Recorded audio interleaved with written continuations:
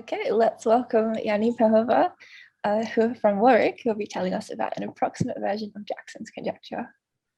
Thank you very much for the introduction. And yeah, it's been really nice seeing everybody again after, as I said, deflecting to the wild. So I put down on the slide my affiliation of University of Warwick because it's the most recent one, but I don't belong to university at the moment. So yeah, I'll be talking about some joint work with Anita Liebenau, who's now at UNSW Sydney. And this is not the most informative version of the title that I could have written. So actually, if I were to be more descriptive, my talk is about Hamilton decompositions in oriented and the directed graphs. So of course, the first slide is just a reminder of the difference between the two types of graphs. So an oriented graph comes from an orientation of the edges of a simple graph. So as a result, they could never have between two vertices edges that go both ways. While a directed graph is an edge, it's a graph whose edge set is just ordered pairs. So you could have, because they're a different ordered pair, you could have edges going both directions. But you couldn't have two edges going in the same direction because that's the same ordered pair. So that's the easiest way for me to remember which is which. So oriented graphs are a subset of the set of directed graphs. So there. And then throughout the talk, I'm talking about Hamilton cycles. And in the literature, people have cared a lot about Hamilton cycles whose edges are oriented back and forth. Maybe they could be alternating, one forward, one backwards. But for my talk, we're just looking at Hamilton cycles that go in a circle following the direction of the cycle, so as shown in the picture. So a lot is known about various minimum degree conditions to the existence of such cycles, either in simple graphs or in oriented and directed graphs. So I just survey a few of them.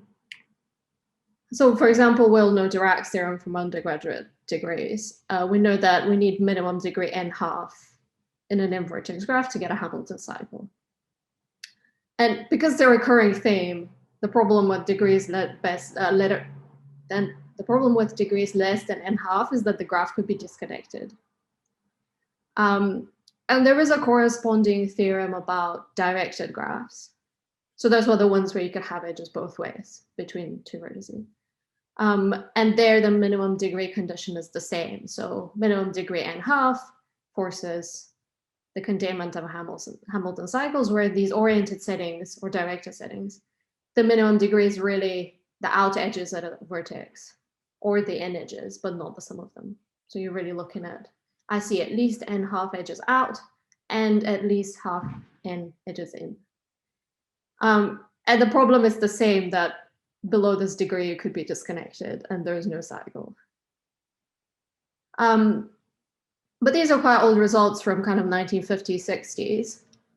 It was a lot more recently that the minimum degree got determined for an oriented graph to have a Hamilton cycle, which was in 2008. And it was shown by Kivash Kunanostus that minimum degree is about 3/8 n. And again, this is best possible. Then the next step after trying to find a Hamilton cycle is to find many of them.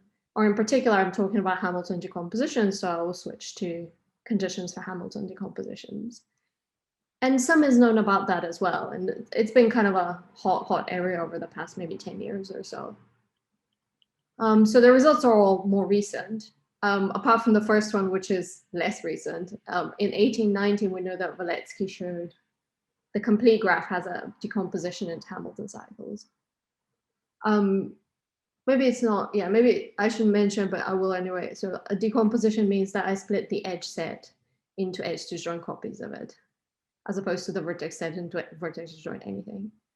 And we all know that fun undergraduate proof of this, where you go zigzag in the graph, and then you rotate your cycle, and then you're done. But actually, this wasn't the best possible. And in 2016, a group of authors from Birmingham showed that one could get away with about half the minimum degree, and as long as the graph is regular, then it could still be decomposed into Hamilton cycles. So really, one didn't need the complete graph in Valetsky's theorem. In the oriented world, there was the famous Kelly's conjecture, which is now a theorem and it's not a conjecture, which posited that every regular tournament on n vertices, that is a regular orientation of the complete graph, has a Hamilton decomposition. And there a similar thing happened to the relationship between the first two results on the slide, that you don't quite need the complete graph to do this. So long as you're regular, that's what the author showed. So long as you're regular and your degree is at least 3/8 n, so it's the same kind of fraction that we saw in the previous slide, then you still have a Hamilton decomposition. So you're regular and oriented. So what I'll talk about today is actually a bipartite version of Kelly's conjecture, essentially. So Kelly's conjecture is about tournaments. There is the corresponding Jackson's conjecture about bipartite tournaments. So here it is. So in a paper from 81, Jackson showed that a bipartite tournament contains a single Hamilton cycle. And I'll define a bipartite tournament by a picture in 2 clicks. And in the same paper, he conjectured that actually there's no reason why I shouldn't be able to decompose that perfectly into Hamilton cycles. And this is what the bipartite tournament is. So it's a regular orientation of the complete balanced bipartite graph. So same way as a regular tournament is just of the complete graph. So we take 2 vertex classes of equal size, we take all possible edges between them, and then we orient them so that each vertex has the same in and out degree, and then they add up to be n and n1/2. Let's see what follows. So yeah, so in our results with Anita Liebenau, we gave basically the first kind of good approximations towards this conjecture. There wasn't a lot of stuff known about it until that, other than I think somebody showed that this regular bipartite tournament contains linearly many Hamilton cycles. But the fraction was something like, I don't know, 16/200 and something. It was some kind of random fraction that somebody shows, but it was nothing close to a Hamilton decomposition. So with Anita, we showed 2 different approximations of this conjecture. The first one looks like this. So we showed that for every constant greater than half, and for every positive epsilon, a large C times n regular graph, which looks like in the previous picture. So it's n vertices in each class, so it's actually 2n vertices in total, which is directed, contains a packing of Hamilton cycles, which covers all but epsilon proportion of the degree at every vertex. So this we can call an asymptotically Hamilton decomposition or an almost Hamilton decomposition. I've seen all these words in literature. Which of course, you know, our theorem is about directed graphs, which is a much bigger family of graphs. But also, if I replace the word directed in this theorem with oriented, no such graphs exist because their degrees clash. So in here, if I add epsilon to any degree, I no longer have anywhere to put the edges. So in a sense, no improvement to this theorem could lead to a proof of could lead to a proof of Jackson's conjecture. It's a bit of a sideways approximation, which is along the same lines. And the constant half here is best possible for the same reasons as I outlined before, because otherwise the graph could be disconnected. So this is a picture of what the Hamilton cycle looks like, with a reminder that in a directed graph, we've got edges going back and forth between any 2 vertices. So you can see them here in the top. And the Hamilton cycle could use either one of them. But this is best possible because I could just make 2 vertexes just join blow-ups of a back and forth thing, which is called a bygone, I think, at least in literature. And that would be disconnected, so there's no Hamilton cycles, there's no Hamilton cycle decomposition. It's the same reason as for all the other results.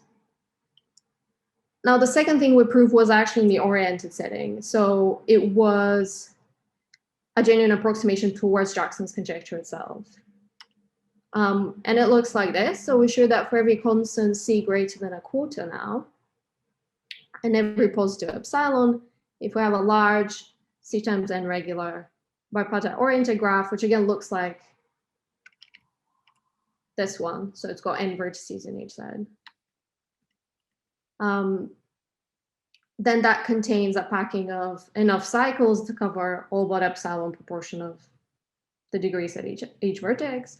But then now we weren't able to actually get Hamilton cycles, rather we got just really long cycles.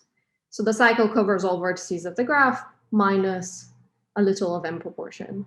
And actually this little of n term is like n over log squared or something similar. So it's not, less than delta n for any delta where the delta goes into the constants. It's actually n over log squared-ish. And again, this is best possible by this picture. You can have two blowups of a 4 cycle, they're disconnected, and then that's exactly a quarter degrees everywhere.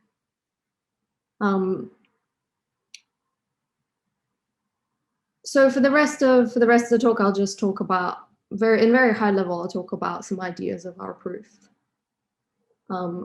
as to not to further exhaust everybody's Zoom exhaustion. So the problem with Hamilton cycles and building Hamilton cycles is closing them. So one could always be building paths, and then at some point they could get stuck. Maybe they build paths a little bit more cleverly, but really closing them off at the end is a big deal. And the problem with Hamilton decomposition is that you have to do this simultaneously for so many Hamilton cycles at the same time. So what we do is actually we start by finding a certain relaxation of a Hamilton cycle. And that for us is a path system. This was, sorry, just like a recall slide of the two results, but we already saw them. So an approximation of a Hamilton cycle for us is called a path cover. And it looks like this. It's just a system of paths. They're all vertex disjoint in the graph. And they cover all the vertices. So for example, a Hamilton path is a path cover consisting of one path. And then we can find one of these, maybe we can find another one, and so on and so forth. We can start decomposing the graph into these. And that is, you can trust me on this, substantially easier than finding Hamilton cycles. The problem is that, a path cover is supposed to be helping us get a Hamilton cycles, but actually it's quite easy to find trivial path covers in bipartite graphs. So this graph, even though I haven't drawn it like this, is bipartite. And I guess we know from undergraduate that regular bipartite graphs have a perfect matching, regardless of what degrees they have. So in this graph, I could always get a perfect matching, which is unfortunately what a path cover where every path has length 1. So I just gave you this trivial path cover. Except having a perfect matching in a bipartite graph is just about as far from getting a Hamilton cycle as like not constructing in the first place, I guess. Because there is n endpoints to these paths that I constructed. So I require, let's say, n½ connecting jobs to complete to actually make these paths into a Hamilton cycle. The entire point of these paths, the one's supposed to be connecting them together.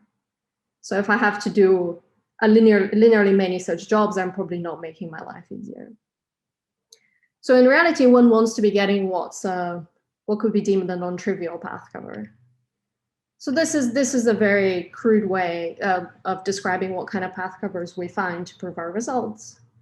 So we want to show that a dense regular bipartite digraph or oriented graph, depending on the theorem we're going for, would contain a collection of edge disjoint path covers, P1 to Pk. So in the picture, I've got, say, P1 and P2, which are such that, well, first of all, each path cover contains little over n paths. So that's the statement where it's non-trivial and it's not a perfect matching, but rather the paths are long and there's few of them. And actually in our proofs, little of n is a polylog of some sort. So it is really little of n, like very small. And the other condition is that the path covers must actually exhaust most of the edges of the graph. So we claim that also we want the number of path covers to be d minus little of d. So on average, if I look at any vertex, I've exhausted most of its degree by edges in the path covers. This is all fine. So suppose we've done that. Suppose we proved that. How does one go about completing a single path cover to a Hamilton cycle? So it's unfortunate that because the endpoints of these paths, I just told you there's polylog many of them. So there's, say, 2 log squared endpoints of these paths. And there's this little isolated vertex here that could totally happen. That's a path of length 0. And it's a totally legit participant in a path cover. So if I have that, there's so few endpoints of the paths that if I were to try and put edges between the endpoints to connect them together, I probably wouldn't be able to guarantee that. I mean, I don't know, maybe there's like a convoluted way to do it, but not obviously, because usually we can't tell very much about degrees between such small vertex sets of size like log. So what instead we want to do is we want to do a path cover, but not for the entire graph. We want to do it for part of the graph with a little reservoir set of vertices that we can use to connect the paths instead. So it looks like this. I would have this special set of vertices on the right, and I would actually be using them to connect the paths as opposed to just edges. And if I choose the set well, then that's not such a difficult job. And when I say well, I mean at random, which is usually as well as one can do. So if I were to pick this set at random, I know that I inherit degrees, I inherit connectivity things, and so on and so forth. And what I can do is connect each path to the special set by these dotted green edges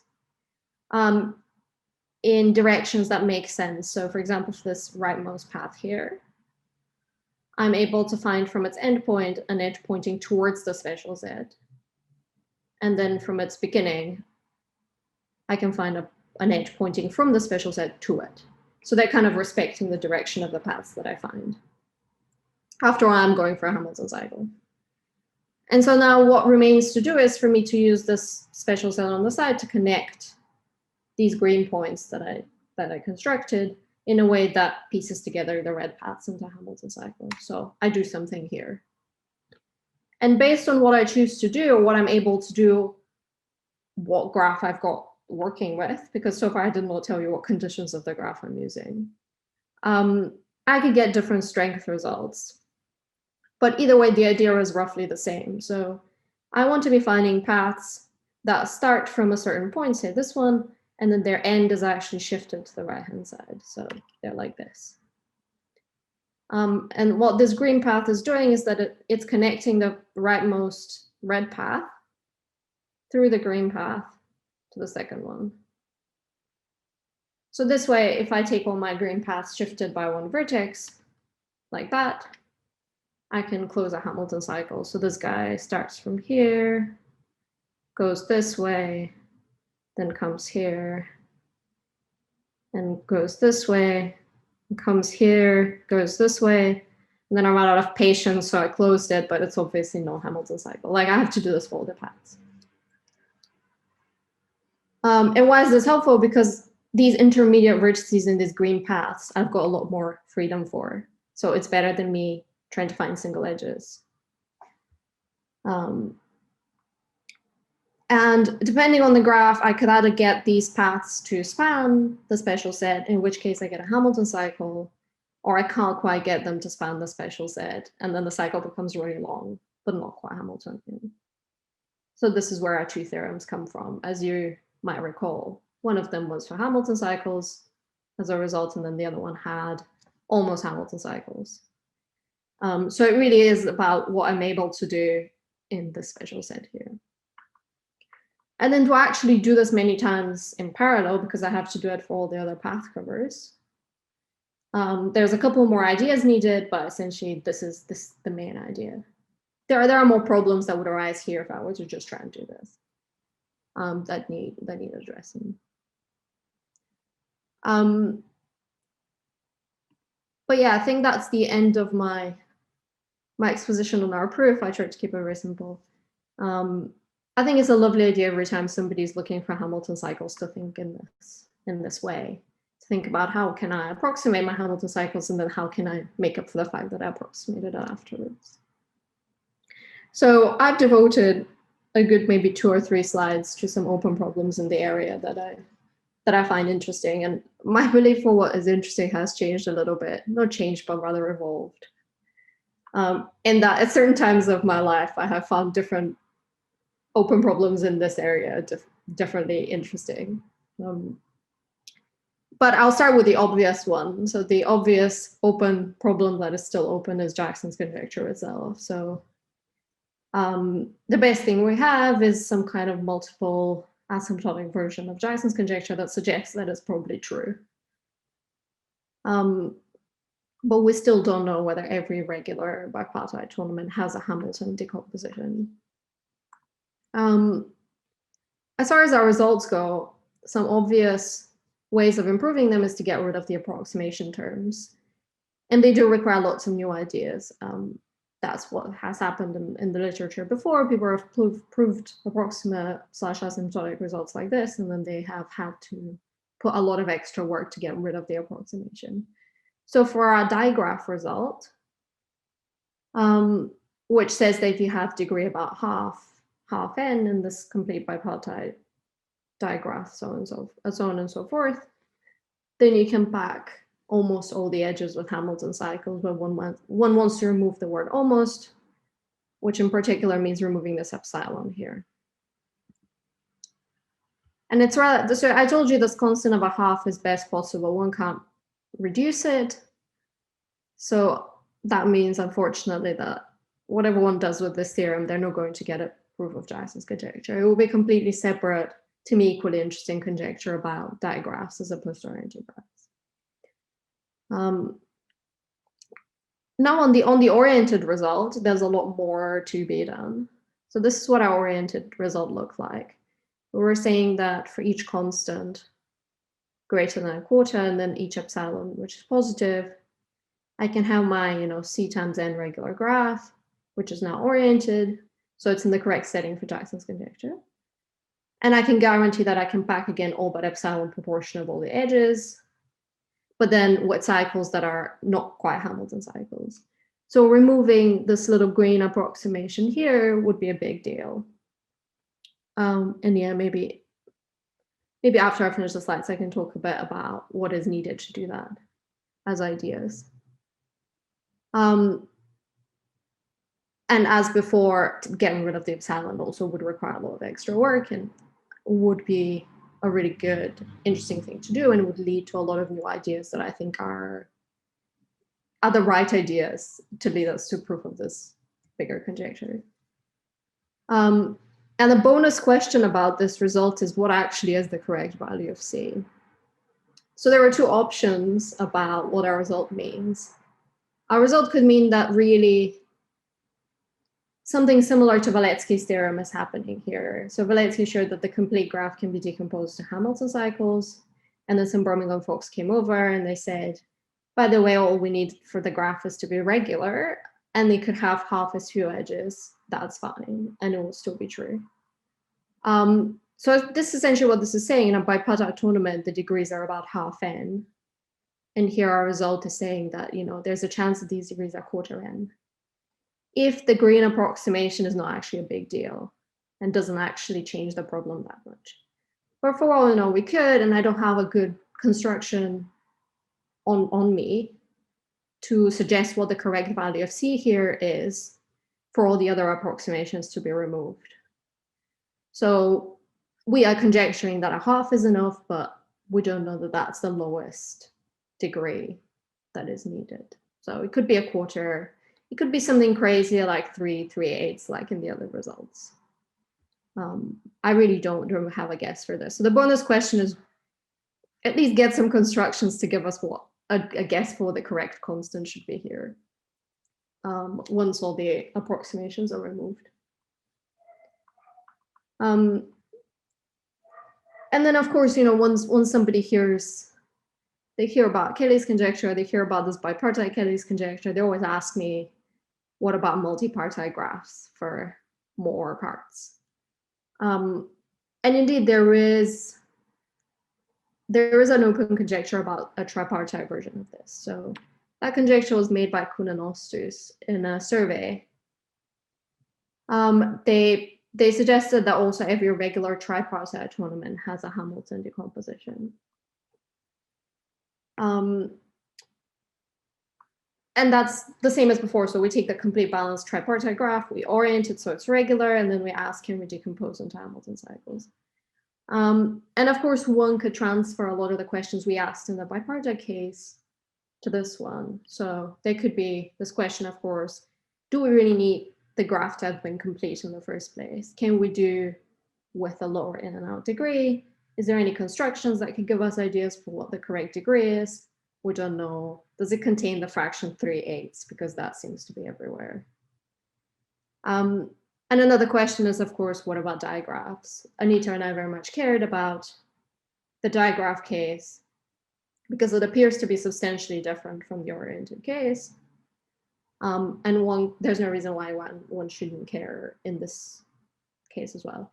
And I can just interject that 4-partite and over are known. So it's bipartite and 3-partite that are not known. So yeah, this is pretty much it. I just at the end have a little picture that is supposed to illustrate why I think this tripartite problem is fundamentally different in how we approach it, perhaps to the bipartite case. So it could require a lot of new exciting ideas to tackle. So this is what the tripartite graph could look like, this tripartite tournament. So if between each two of the 3 classes, I just put edges all pointing in the same direction to form a blow up of a triangle, cyclic triangle, then that is regular, that's a tournament. And so every Hamilton cycle in this has to traverse it by cycling around. Well, there's another regime that one can be in, which is some kind of pseudo-random regime, where between every 2 vertex classes, we could have edges going both directions, maybe in a pseudo-random way, maybe in a more elaborate way, we don't know. But essentially in this kind of cases, one expects a lot of their Hamilton cycles to actually zigzag. So they would zigzag between 2 vertex classes, then they might want to zigzag between some others, but they're no longer guaranteed to be looping around from beginning to end. So this difference about all the choices where the Hamilton cycle could go made it very difficult in my very limited attempts to think about this problem. They made it very difficult to kind of settle on what kind of Hamilton cycle am I trying to build, because there seem to be 2 fundamentally different regimes, either the zigzagging one or the cycling one. And so consolidating those to cover actually all possible ways that these 2 different kind of cycles could interact is, I think, what's fundamentally bringing difficulty to this problem that might not have been in the bipartite case. Because in the bipartite case, all a Hamilton cycle does is zigzag back and forth between the two classes. So there's not that much choice there. But yeah, I think, I made a note to tell people if they're bored, they could consider thinking about this red sentence here and thinking about, can we construct a kind of a regular bipartite oriented graph that does not have a Hamilton decomposition and has some degree that's greater than 1/4? And would that give us some idea for the correct C is here?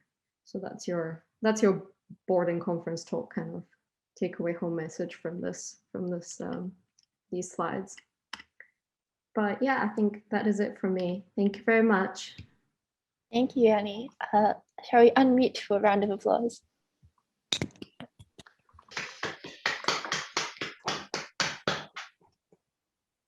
Do we have any questions? Thank you.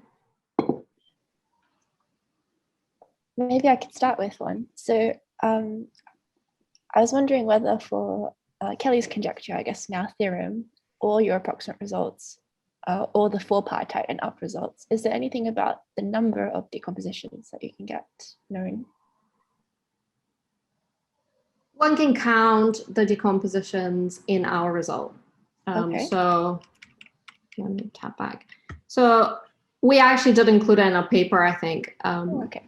It's possible to count these decompositions because ultimately once you go down all the levels of piling things on top of each other, ultimately go into having a bipartite graph and decomposing it into matchings. But there are actually some results about the number of matching decompositions you can get on a bipartite graph.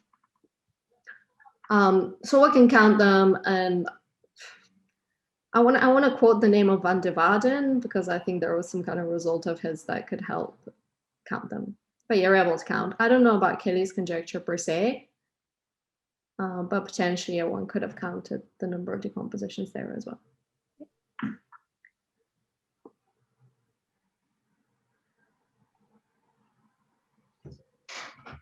I had a short question, Yanni. So this what was it, 3/4 or 3/8 from 3/4, I think, from Kuhn Ostus and Kivesh result. Mm-hmm. And you said that it is tight. So what is the construction for that case? I can quote to you a name, and I could also vaguely quote to you the construction. It's a Hagfist construction, which I think was made specifically for this conjecture, well, for the Hamiltonian, for Hamiltonian-oriented graph kind of story. And it was about, I think it was four pieces of vertices, all equal, and then the way that you orient the edges between them and the way you orient the edges within the pieces was made so that you got this like 3/8 thing. But the vertex classes were a bit unbalanced, so they killed your Hamilton cycle. So, you know, okay. This is all the level of detail that I remember off the top of my head. That's okay, thanks. There's just a question from Panjali in the chat, so maybe I'll read that out. Thank you. Yeah. I ask, what factors or properties would the number of decompositions depend on? I'm guessing maybe for your approximation results that you mentioned you can count. What factors? Can the asker, can the question elaborate a little bit what they mean? Wait, I can't open the chat. Where is it? This is the slides. Oh, this is Zoom. Yeah, it's hard when you're screen sharing. Back to meeting. I think there are 3 dots next to your screen sharing tools, and if you press that, it takes you to the chat. There we go. More chat. Thank you so much. It can be the factors or maybe some other properties on which the number of decompositions may. So it's the degree. It's essentially for our results, the decompositions would be some exponential function in the degree, which is, oh, I see. Oh, that's some fine-grained details that we can't estimate. So I think the counting result we could get was some exponent in terms of c times n, which is the degree of the graph. So obviously we've got a range of c in the digraph case, which goes between a half and I guess however many you can fit 1. And so for each one, it would be an exponent in c times n, but then there would always be an error term in the exponent. So I'm assuming, at least from what I read, that some of these fine details we don't have a grasp on at all. In particular, yeah, whether the number of cycles, which means, you know, whether it's an almost decomposition and what epsilon is. We do not have any idea for how that can relate with the number of decompositions.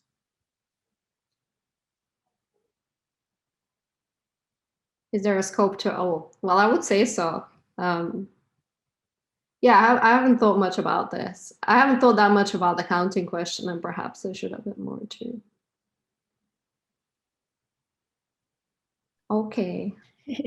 Do we have any other questions? Maybe a tricky one. So if this approximate result is not quite going to get Jackson's conjecture, do you have another approach that you're using for it? Well, the second one. So wait. So just the second one. The one with the more colors, right, would obviously lead to it. Any C that's strictly less than a half there. If one's able to get rid of epsilon and the little of n that's in green, that implies Jackson conjecture. I don't. Okay. Yeah, I don't have any others. No. Okay, if there are no other questions, let's thank Yanni again for a lovely talk. Thanks, everyone.